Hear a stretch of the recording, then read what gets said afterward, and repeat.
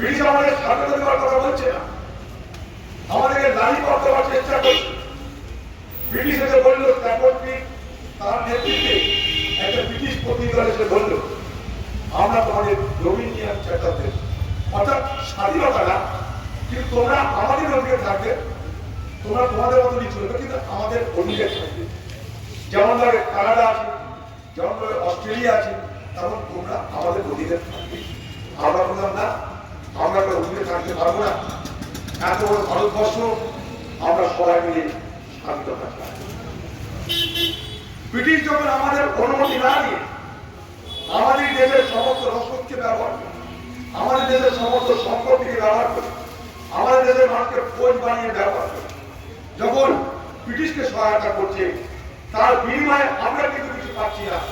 অথচ দেশের দুর্ভিক্ষ দেখা দিচ্ছে, খাদ্য সংকট দেখা দিচ্ছে, তখন মহাত্মা গান্ধী বলে এটা খুব অন্যায়। আমাদের দেশের সবকিছু আমাদের নিয়ে তুমি যুদ্ধ করছো, আর আমরা যেটা সামান্য দাবি করছি স্বাধীনতা দাও, সেটা তুমি বলছো না যে ঠিক আছে যুদ্ধ শেষ হলে আমি স্বাধীনতা দেবো। অতএব আমরা তোমার সঙ্গে ঐক্যবদ্ধ হতে পারছি না। লড়াইটা এই জায়গায়। তখন গান্ধীজি বলল যে আর উপায় নাই, এবার আমাদের শেষ লড়াই করতে হবে। শেষ লড়াই স্লোগান দিলেন তিনি, শেষ লড়াই মন্ত্র দিলেন তিনি, ভারত ছাড়ো, quit India.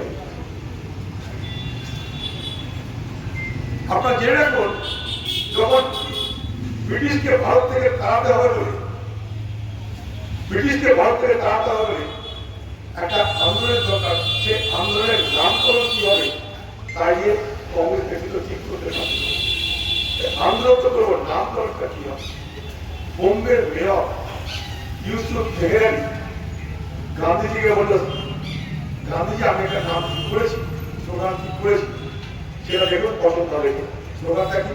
Quit India, Bharat. Gandhi সরকার বলে আমি একটা মন্ত্র দিতে চাই। মন্ত্র we shall either free India or die in the attempt of it. We shall not live to see the perpetuation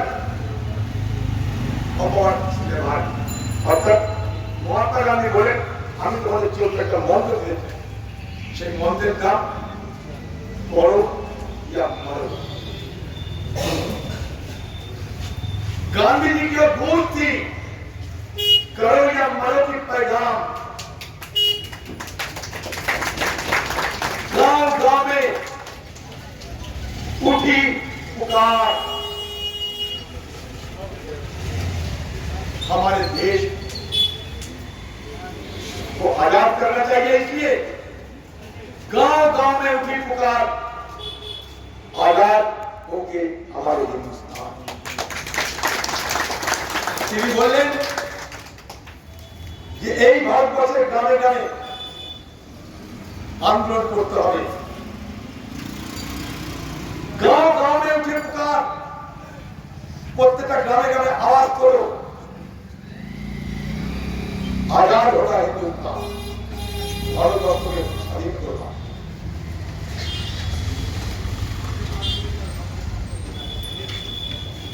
अलग लड़े हिंदू और अलग लड़े हिंदुस्तान, अलग लड़े हिंदू और अलग लड़े मुसलमान, सबके लिए एक ही मकसद, आजाद करो हिंदुस्तान। शुरू हलो आंदोलन, शुरू हलो लड़ाई। ब्रिटिश बुझे गেল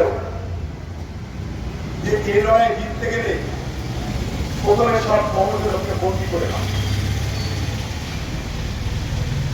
সব কংগ্রেসের লোককে বন্দী করে নাও। বন্দী করে কি করবে?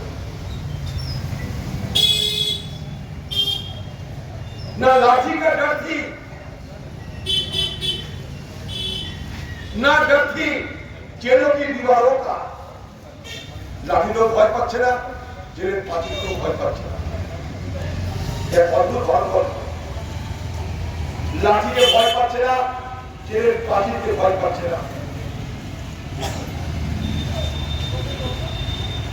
न लाठी में डर था, ना जेल की दीवारों।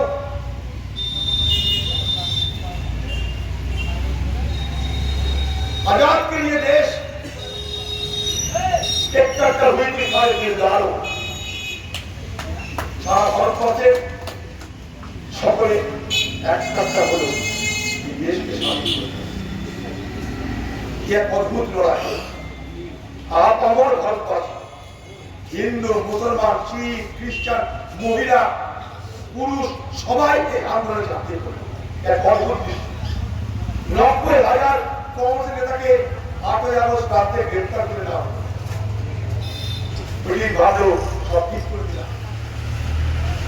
ব্রিটিশ ভালো নেতাকে গ্রেফতার করে সব সামনে ঢুকিয়ে দিলাম।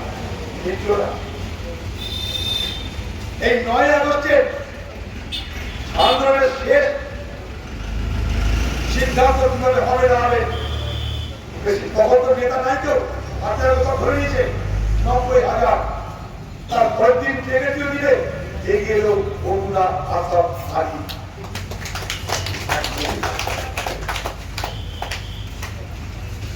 এক অদ্ভুত লড়াই, যেখানটায় আলিয়াতে মাতঙ্গিনী আলিয়া প্রাণ দিচ্ছে।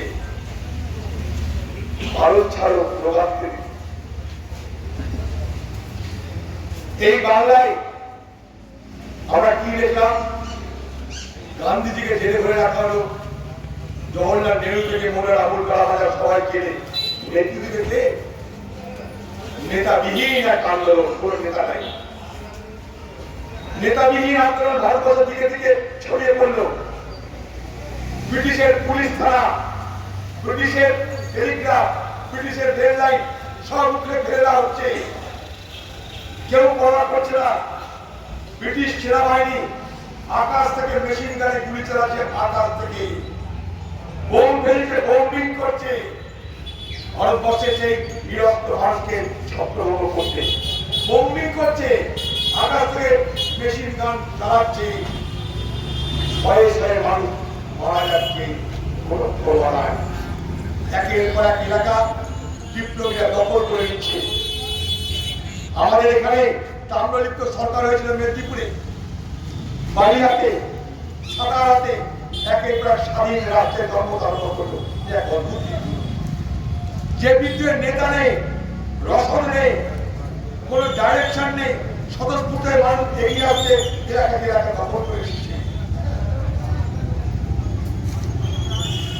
এইভাবে যখন একের পর এক ব্রিটিশের সেনাবাহিনীর মুখোমুখি হলো ভারতবর্ষ, 1-2 বছর পর এটা নিশ্চয়ই থেমে গেছিল এই লড়াইয়ের তীব্রতা।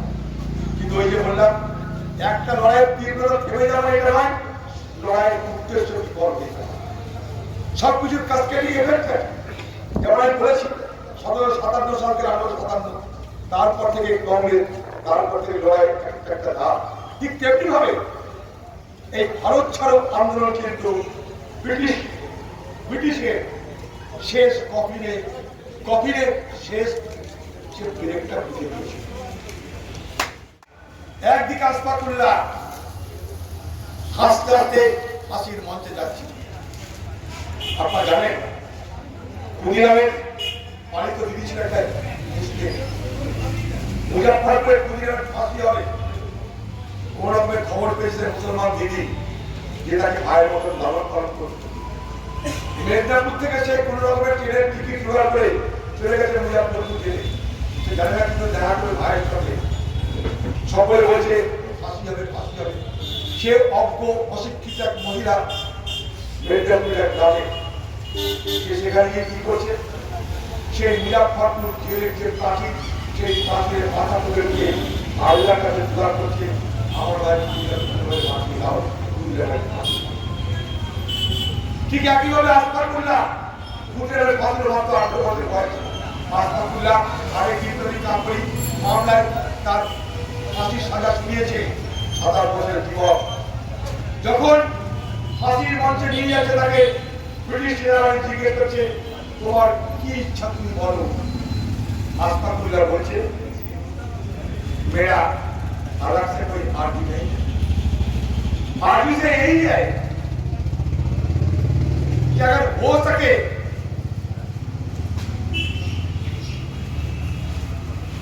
किसी ने डाल दे खाकी बदन मेरे কাফন। অর্থাৎ আমার কোনো প্রার্থনা নেই নিজের কাছে, শুধু একটাই প্রার্থনা উপরওয়ালার কাছে, আমার যখন পরদিন যাবে কফিনে, আমার কফিনের মাথায় যেন এদেশের মাটিকে পুজো করে দেয়। আমাদের এটা ইতিহাস, সেই ঐতিহ্য আমরা বহন করেছি। সেই দিন মোহাম্মদ আলী জিন্না বলছিল না, আমরা ব্রিটিশের বিরুদ্ধে লড়াই করবো না, ব্রিটিশের কাছে পাকিস্তান পেয়ে যাবো, ব্রিটিশ কথা দিয়েছে। বিশ্ব হিন্দু পরিষদের নেতা বীর সাভারকর পুলিশের কাছে 10 বার দরখাস্ত করেছিল তাকে জেল থেকে মুক্ত করার জন্য, যেহেতু বীর সাভারকর। আর এ বাংলার আরেকটা হিন্দুত্ববাদী নেতা শ্যামাপ্রসাদ মুখার্জি, তারা কি করেছিল জানেন? এই শ্যামাপ্রসাদ মুখার্জি এই পশ্চিমবঙ্গে ফজলুল হক এবং মুসলিম লীগের সঙ্গে আতাত করে সরকার করেছিল এই পশ্চিমবঙ্গে। শ্যামাপ্রসাদ মুখার্জি আর ফজলুল হক এখানটায় আতাত করে সরকার করেছিল ব্রিটিশকে সহায়তা করার জন্য। তাই বিজেপি পার্টি কিন্তু 9 আগস্ট কোথায় মানাবে না। কি করবে? শ্যামাপ্রসাদ মুখার্জি চিঠি লিখছে ব্রিটিশকে, চিঠি লিখছে অন রেকর্ড, এমন কিছু করতে দেওয়া হবে না যেখানে আভ্যন্তরীণ নিরাপত্তা বিঘ্ন হয়, সমস্ত রকমের কড়া ব্যবস্থা নিতে হবে ব্রিটিশ সরকারকে। বলছে কাদের জন্য? সেই ভারত ছাড়ো আন্দোলনকারীদের বিরুদ্ধে। তারা আমাদের এখন দেশপ্রেমিক আর আত্মভাব দেশপ্রেমিক। এই ভারতবর্ষকে স্বাধীন করতে হবে প্রথম স্লোগান করেছিল কে জানেন? মৌলানা হযরত মোহানি।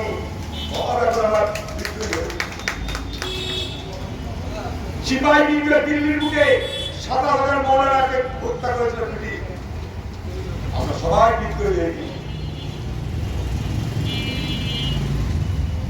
এই শ্যামাপ্রসাদ মুখার্জিরা, এই বিশ্ব হিন্দু পরিষদের মুসলিম লীগ শুধু বাংলায় সরকার করেছে তা নয়, সিন্ধে তারা সরকার করেছিল। পাঞ্জাব, সিন্ধ, এই মুসলিম লীগ আর বিশ্ব হিন্দু পরিষদ একজোটে সরকার করেছে। নর্থ ওয়েস্ট ফ্রন্টিয়ার, যেটা এখন পেশোয়ার, সেখানে সরকার করেছিল এই বিশ্ব হিন্দু পরিষদ আর মুসলমান লীগ। তাই বন্ধুরা, আমাদের আওয়াজ হয়তো কম লাগতে পারে, সোশ্যাল মিডিয়া, গদি মিডিয়া কিছুই নাই, পয়সা নাই, গোটা মস্ত আমরা, এটা আমাদের গলার তেজ, নৈতিকতার তেজ, আদর্শের তেজ, বিশ্বাসের তেজ, দেশের প্রতি ভালোবাসা থেকে আজকে আমার নতুন করে যে গাছ আর পাপ তাই নিয়ে রাজনীতি হচ্ছে। আমরা না জাত করি না পাপ করি, আমরা ভারতবর্ষে সকলকে নিয়ে চলার জন্য আহ্বান জানাই।